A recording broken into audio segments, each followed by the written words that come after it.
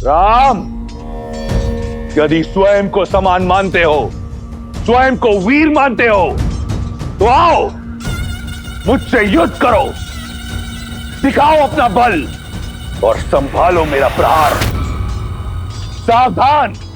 ये युद्ध है, महायुद्ध है, राम शांत रावण क्रुद्ध है,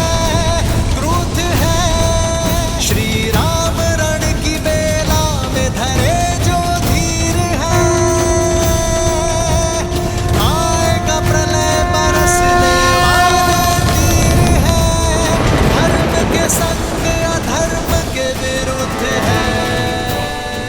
वायु अस्त्र। ये युद्ध है, महायुद्ध है। क्षमा करना नारायण, सोचा था जीवन भर अपने भाई को सद्मार्ग पर लाने का प्रयास करता रहूंगा, उनका नाश नहीं होने दूंगा, किंतु आज ना तो अपने भाई को रोक सकता और ना ही अपने भगवान से अपने भाई के लिए दया की भिक्षा मांग सकता। कदाचित इसी को ही धर्म युद्ध कहते हैं मित्र।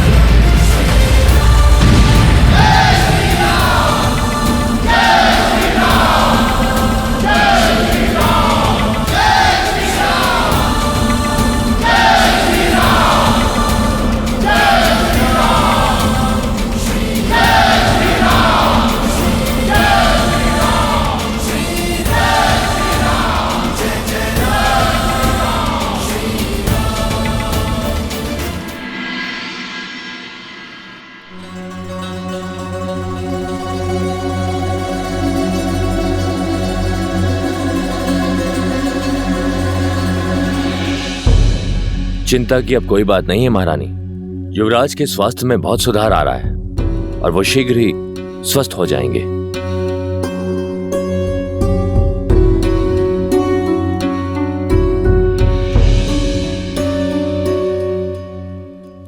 ये क्या राक्षस राज, आप तो बड़े शीघ्र थक गए। मेरे प्रभु श्री राम ने तो अपना तुनीर ठीक से टटोला भी नहीं। मौन रहो मरकट, बहुत हुई चाटुकारिता। अब देखो मेरे बाण कैसे तुम्हारा, तुम्हारे राम का और तुम्हारी वानर सेना का अंत करते हैं।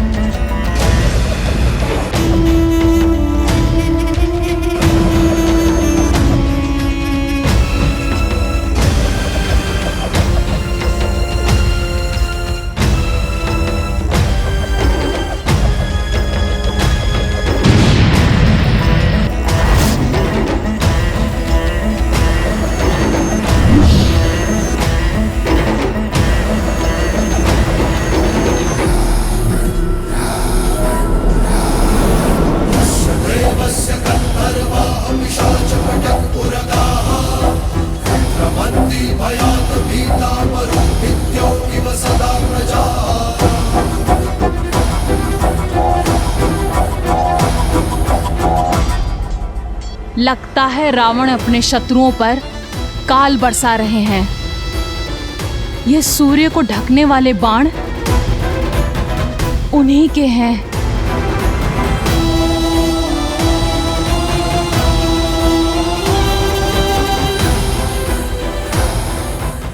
ये अंधकार लंकेश के बाणों का नहीं, उनके अहंकार का है, जो शीघ्र ही लंका को घेर लेगा। मेघों को भ्रम होता है कि उन्होंने सूर्य का मार्ग रोक दिया, पर ऐसा होता नहीं है त्रिजटा। सूर्यवंशी श्री राम के तेज के आगे रावण के अहंकार को घुटने टेकने ही होंगे।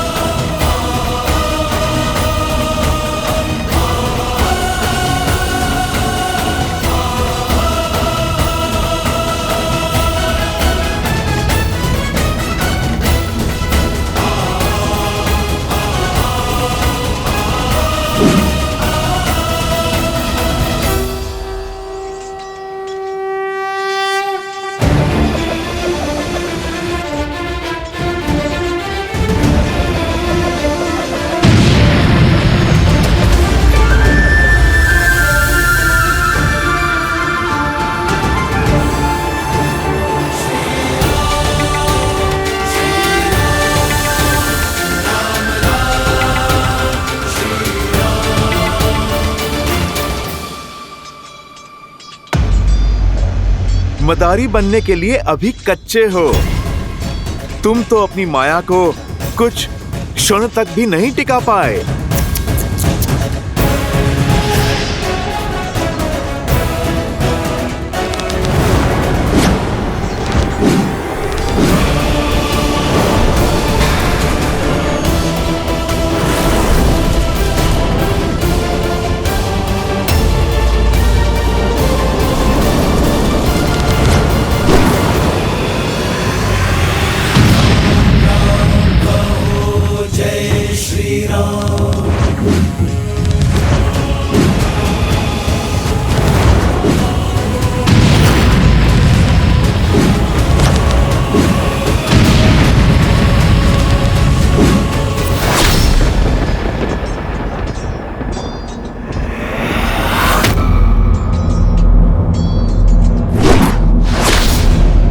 हनुमान, प्रभु आप विचलित ना हो। आपका रथ नहीं डगमगाएगा। मेरे प्रभु के लिए सहना ये प्रहार तो प्रसाद है मेरे लिए।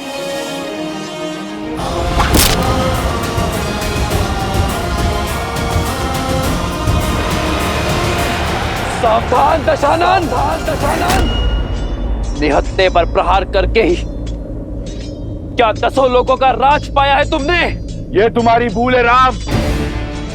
ये युद्ध भूमि है राम, जहां पर प्रहार कहीं से भी हो सकता है। योद्धा को शत्रु के प्रहार के लिए सज्ज होना चाहिए और परास्त होने के लिए भी। पीड़ा का आभास तो अब तुम्हें होगा लंकेश। मैं दशरथ नंदन रघुवंशी वशिष्ठ और विश्वामित्र का शिष्य राम अपनी सेना के साथ काल बनकर टूटूंगा।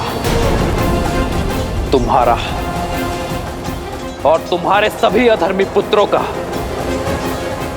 तुम्हारे मित्रों और तुम्हारे समस्त कुल का सर्वनाश करूंगा।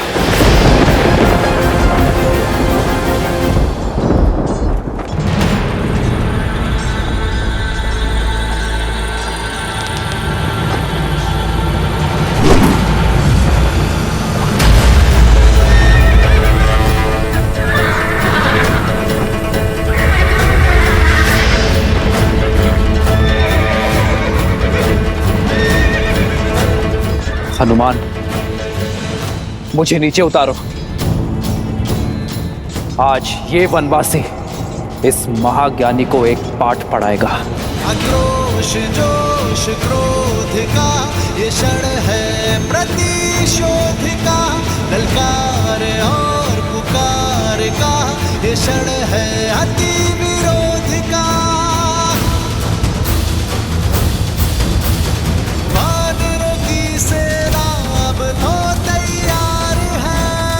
जय श्री राम। की करे वो जय जयकार है। धर्म के संग अधर्म के विरुद्ध है। तुम्हारे अनगिनत बाण मेरे हनुमान को डिगा नहीं पाए, किंतु तुम्हारा रथ मेरे एक बाण में ही डोल गया। जानते हो क्यों? क्योंकि तुम्हारे रथ का आधार ही निर्बल है।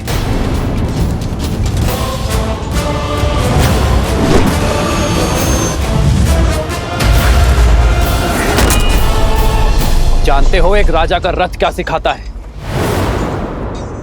एक राजा के रथ का आधार होता है धर्म, और धर्म के रथ के पहिए शौर्य और धैर्य का प्रतीक होते हैं। किंतु तुम जैसे निहत्थे पर वार करने वाले पापी को न शौर्य सहारा देता है और न ही धैर्य।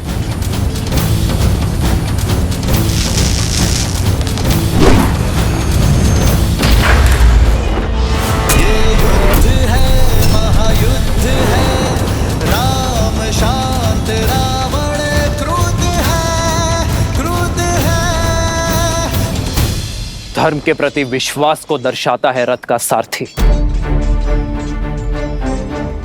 बल और विवेक होते हैं रथ के अश्व, जिनके सहारे एक राजा का रथ आगे बढ़ता है।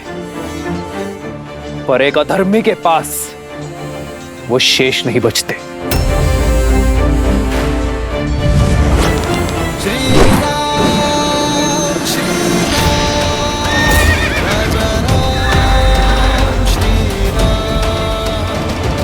राजा वो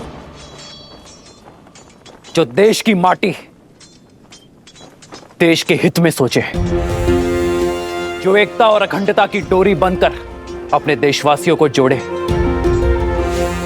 उनकी रक्षा करे। किंतु तुमने तो अपने हठ और अभिमान में देश की माटी पर अपने राज्य पर आक्रमणकारियों को निमंत्रित किया, अपनी प्रजा को भ्रमित किया। उनके विनाश का कारण भी तुम ही होगे। अपने बल का दुरुपयोग किया, विवेक का उपयोग तो किया ही नहीं। इसलिए आज ये रथ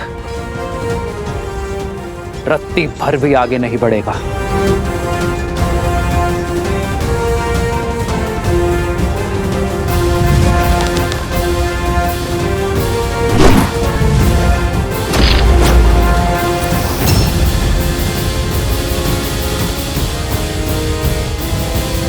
रथ की पताका सत्य का प्रतीक होती है। वो सत्य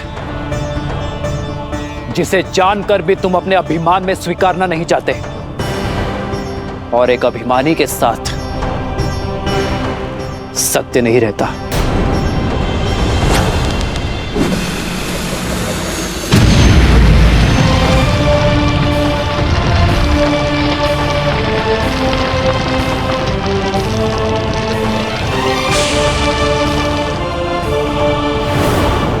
ध्वज राजा का इष्ट और पूर्वजों का आशीष होता है, किंतु जो अपने माता पिता की अवहेलना करे, अपने पूर्वजों की प्रतिष्ठा का मान मिट्टी में मिलाए, उसके साथ उसके पूर्वजों का आशीर्वाद नहीं रहता। फिर चाहे वो 10 सिरों का स्वामी ही क्यों ना हो।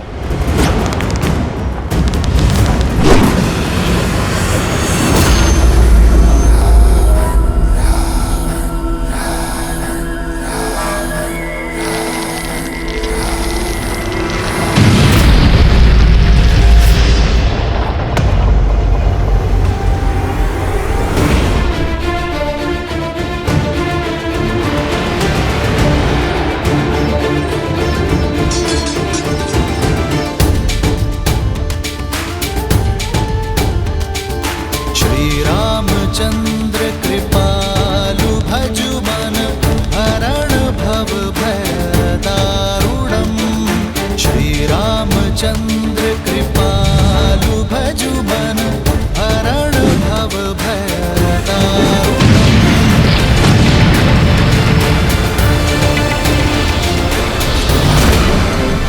श्री राम श्री राम श्री राम श्री राम राम राम सिया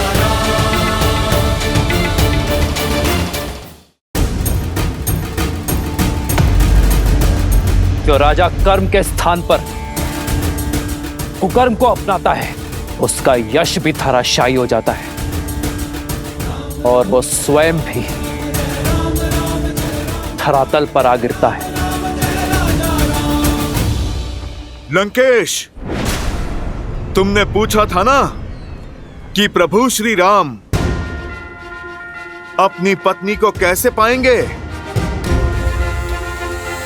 अब आशा है कि तुम्हारी हर एक शंका मिट गई होगी। तुमने हर उत्तर पा लिया होगा।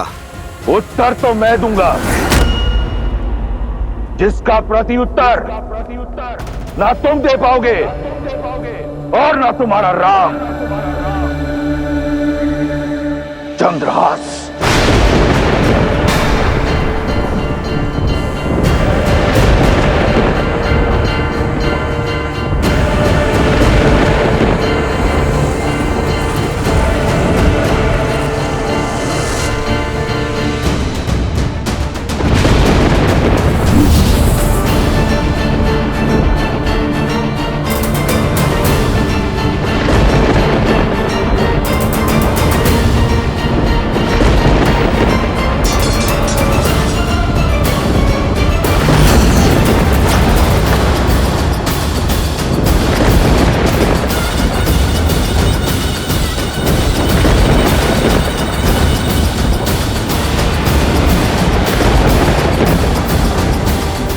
मेरे चंद्रहास के वार से तुम तो बच गए थे वानर,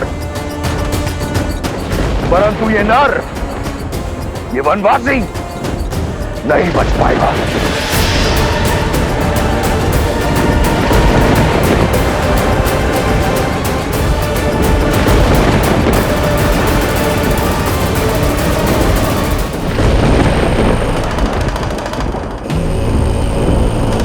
प्रभु श्री राम भी हनुमान की ही भांति महादेव के दिए इस अस्त्र के आदर में शस्त्र नहीं उठाएंगे। पर दशानन भैया, प्रभु श्री राम पर चंद्रहास संधान करने से चूकेंगे नहीं।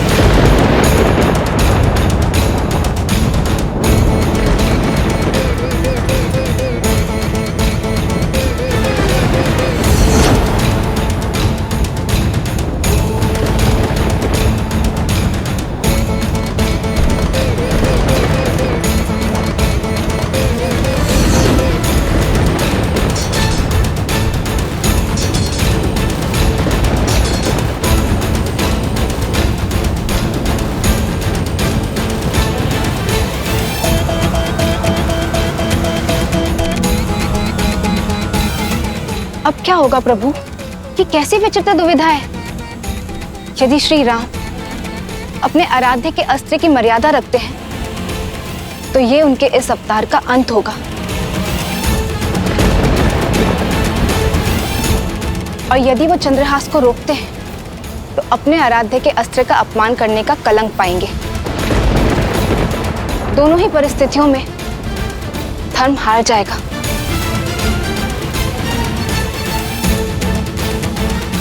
आपका चिंतित होना स्वाभाविक है देवी, किंतु आपकी इस चिंता का निवारण केवल प्रभु श्री राम ही कर सकते हैं,